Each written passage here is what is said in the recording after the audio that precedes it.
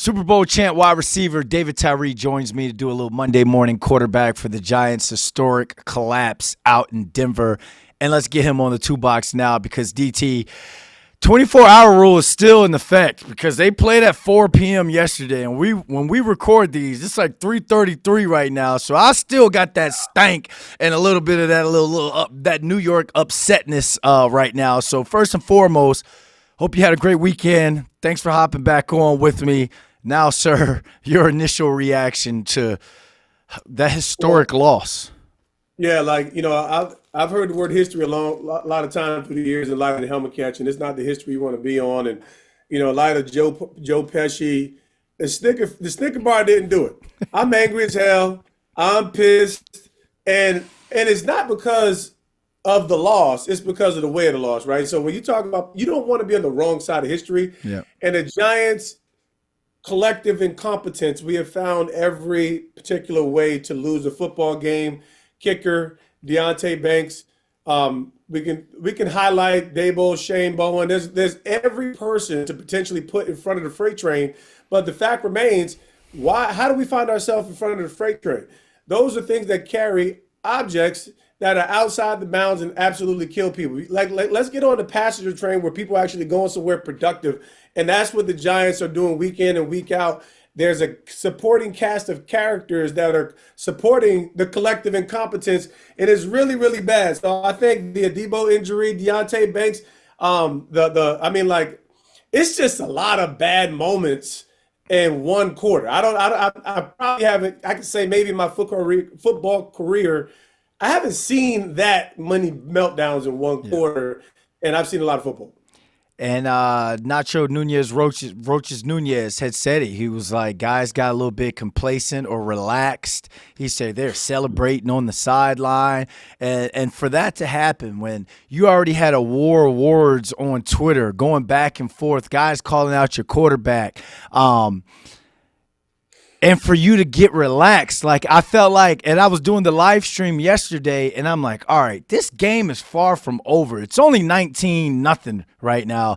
And I even used the whole Michael Strahan, it's time to stomp them out, but they couldn't do it. So we talked about a little bit of that freight train.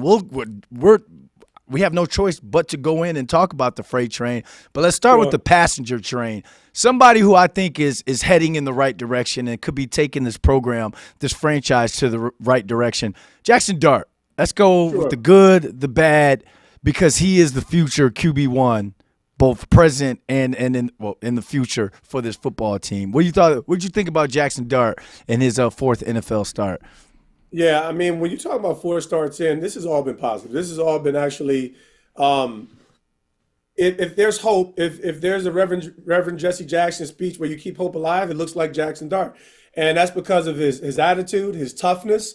That's because of his, up to one particular moment here and there in these entire 4 games, one moment of poor decision making where he looks like a rookie. Other than that, he looks like an elite quarterback in these four games, right? Small sample size, but a lot of hope and a lot of promise. And not just the play, it's actually the attitude that is beginning to rub off on the rest of the team where there are high expectations of winning, high expectations of, and that's a particular culture setting attitude. Now, at the end of the day, sustainability, longevity, that plays out over time. And that's not just the rest of the season. That actually will have to play out over a couple years. But there's a lot to love about Jackson Dart, the impromptu ability to make plays on his feet, and just the toughness. He wants to be the guy. And he put it all on his back, even when he made poor decision making. Yeah, we've seen him outplay or outshine Justin Herbert, Jalen Hurts, and Bo Nix for 3 quarters. Like, he continues to take steps to where when you walk out of that game, it stank. It hurt. You're upset with him for not taking the sack, but you can't be mad at him for that long. It's like me with my 2-year-old. It's like you just spilled coffee over daddy's brand new Aldo shoes. You know how much Aldos cost? But you can't be mad at him because you're like, you cute, young boy. Like, yeah, you my baby boy, so you can't be mad at him for too long. Somebody that the Giants fans are really upset with, and I'm gonna get serious on this one. Defense coordinator Shane Bowen. Like, if you, Yep. I don't know what your Twitter timeline has been like, but mine has been on fire talking about Shane Bowen. He's in his second year with the team, but this is the second game, DT, where the defense allowed a team to march down the field with under a minute left in the game to kick a game-winning field goal. After the game, something else that's been all over everyone's timelines. You saw Brian Burns visibly upset and frustrated Yep. walking through the tunnel back to the locker room, and you can even hear him say dropping 8 in coverage. And then on top of that, Dexter Lawrence, who wasn't on the field, nor was Abdul Carter for some of the key plays in that last drive, was asked about the defensive calls, and he answered with, quote, "I couldn't tell you. I don't know. Same people, same calls."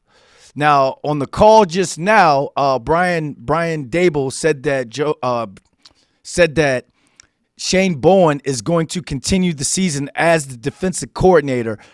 But for Burns and Dexter Lawrence to kind of come out and be visibly upset the way they were, what does that mean for Shane Bowen in your eyes?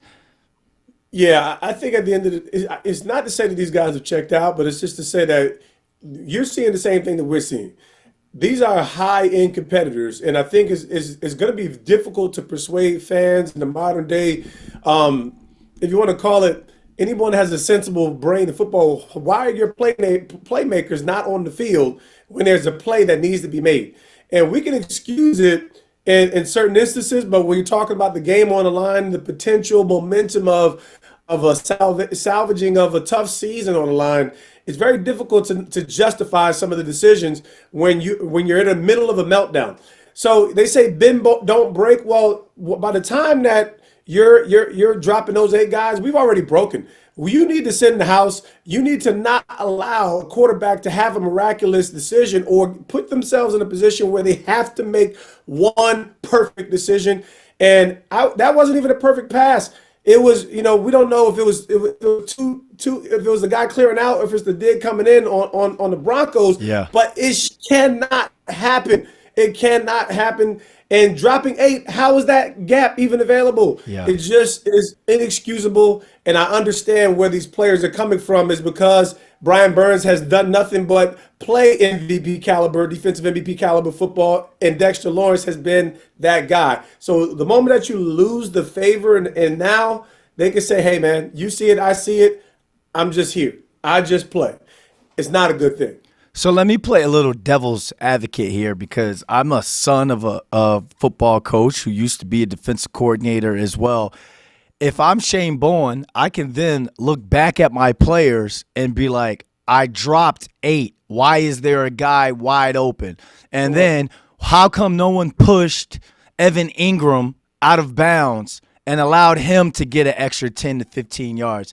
And then I can be like, this first-round corner that you guys got me and Tay Banks, how do you allow Cortland Sutton to come down with that football and you not look back and make a play on the ball? So there could be a lot of finger pointing going back and forth there. So how does he keep that together? Like, how as a coordinator do you keep that together and keep your stars happy and keep the fan base from breathing down your neck? Well, I've always been high accountability. I think what you're gonna wrestle with from the optic is the fact that Deontay Banks was brought in to play press, and he's no longer in position to do a good amount of that. And he's very low on confidence, and he's been consistently put in positions where he's been exposed. And that's just not going to increase the guy's confidence collectively. So that's not all Shane Bowen, but that's partially Shane Bowen. How do I work this? Because this guy isn't working within my system. Number 2 is the strength of your defense is in your front 7.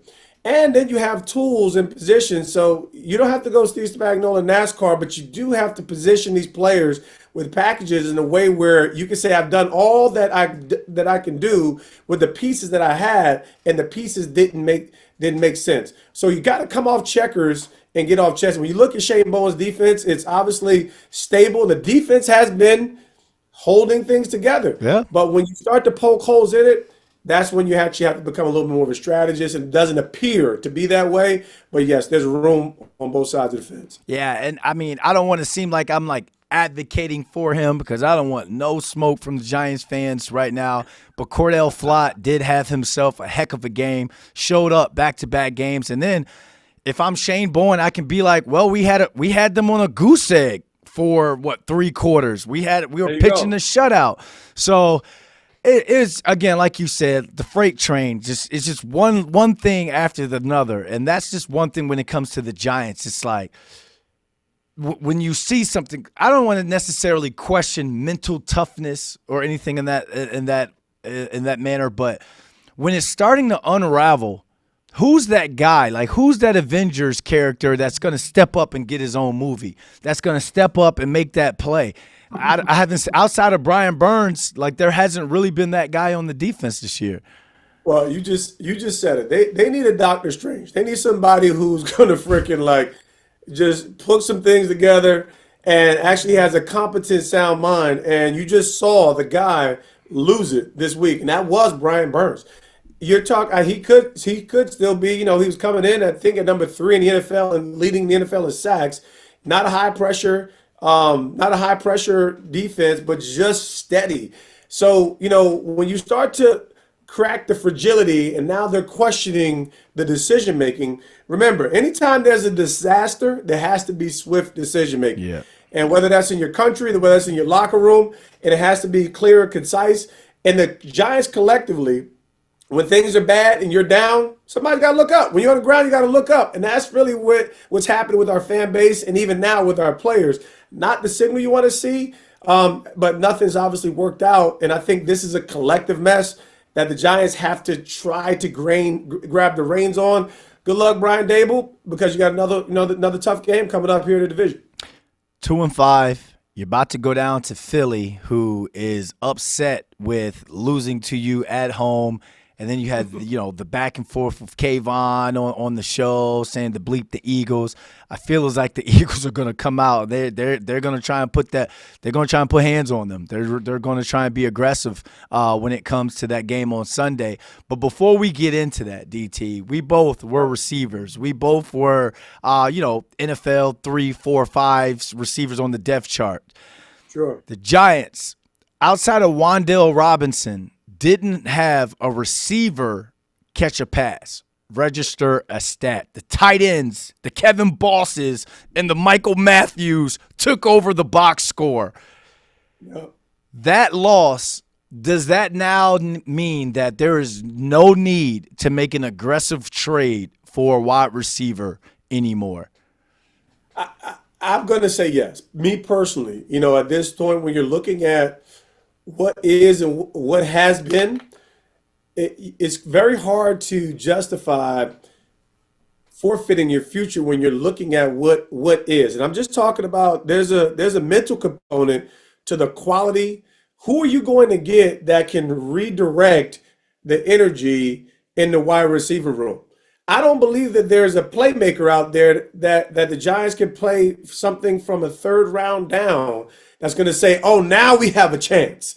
No, this is going to be a playmaker perhaps that gives Jackson Dart another target. And that's not what the Giants need. They need to build on a healthy foundation. You saw when Andrew Thomas came back, he solidified an offensive line that was there's no player in the market at wide receiver that can solidify the wide receiver room and create confidence for this New York Giants offense collectively and really internalize, create a new psyche for this team. They need a whole psyche shift if there's going to be some good fruit on the other side of the next half of the season. Last but not least, DT, we got to talk about this kicking situation. This thing has been going on for the last couple of years now. It seems like the Giants last 3 years have lost a game because of the kicking situation. Love the NFL pathway program. You special teamer, your Pro Bowl special teamer.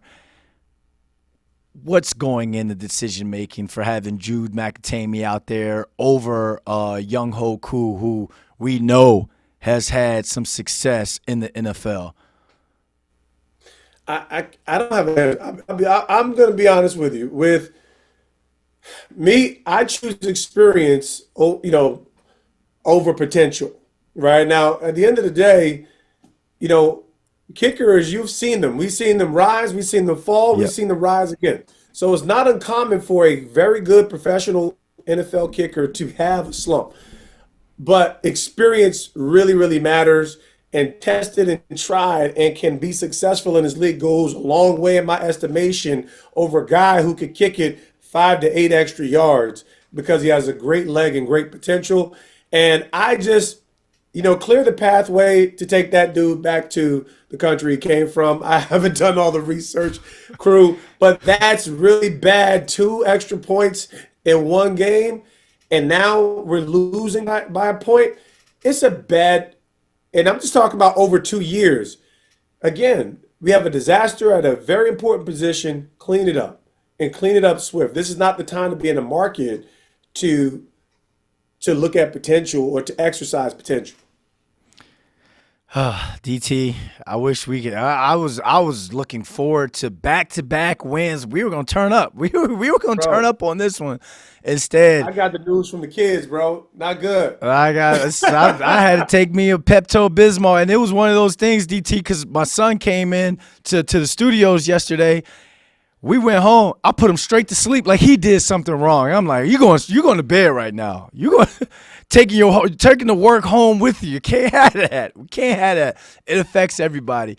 Thanks for hopping on with me, man. We'll see you next week, and No question. appreciate you, DT. Still big up to Big Blue, man. Appreciate the love.